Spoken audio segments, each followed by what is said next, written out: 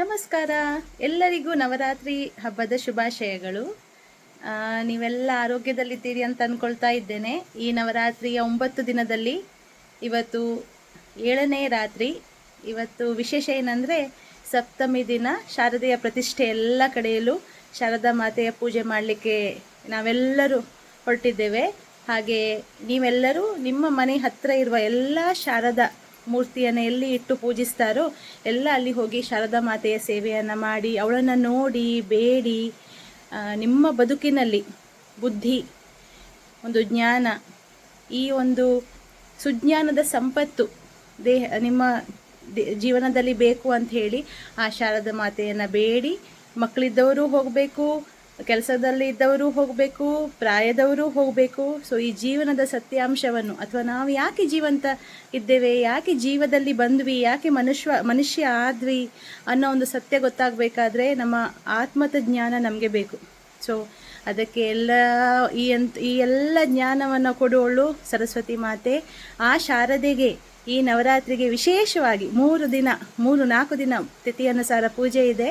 ಎಲ್ಲರೂ ಮನೆ ಹತ್ತಿರ ಇರುವ ಶಾರದಾ ಮಾತೆ ಹತ್ತಿರ ಹೋಗಿ ಬೇಡಿ ಅವಳ ದಯೆಗೆ ಒಂದು ಪಾತ್ರರಾಗಿ ಅಂತ ಕೇಳ್ಕೊಳ್ತಾ ಇದ್ದೇನೆ. ಹಾಗೂ ಈ ನವರಾತ್ರಿಯಂದು ಎಲ್ಲರೂ ದೇವಿ ಆರಾಧನೆ ಮಾಡಿ ಹತ್ತಿರ ಇರುವ ದೇವಿ ದೇವಸ್ಥಾನಕ್ಕೆ ಹೋಗಿ ಒಂದು ಸ್ವಲ್ಪ ಹೊತ್ತು ಕೂತ್ಕೊಂಡು ಬೇಡಿ ಬನ್ನಿ. ಅವಳಿಗೆ ಕುಂಕುಮಾರ್ಚನೆ ಕೊಡಿ, ಏನು ಸಾಧ್ಯ ನಿಮ್ಮ ಹತ್ರ ಮಾಡಲಿಕ್ಕೆ, ನಮಸ್ಕಾರ ಹಾಕಿ, ಪ್ರದಕ್ಷಿಣೆ ಹಾಕಿ.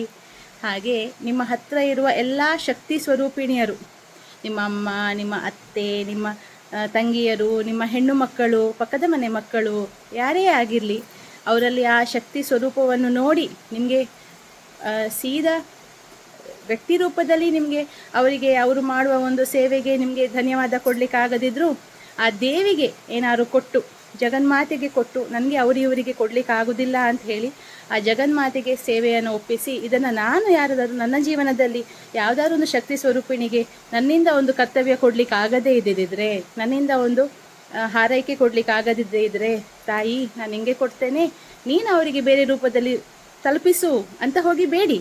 ಹಾಗಾಗಿ ಏನಾಗ್ತದೆ, ಈ ಭೂಮಿ ತಾಯಿಗೆ, ನಿಮ್ಮನ್ನು ಹುಟ್ಟಿಸಿದ ತಾಯಿಗೆ, ನಮ್ಮ ದೇಶಕ್ಕೆ, ನಮ್ಮ ಈ ಭಾರತಾಂಬೆಗೆ ನೀವು ಕೊಡುವ ಒಂದು ಗಿಫ್ಟ್ ಆಗ್ತದೆ.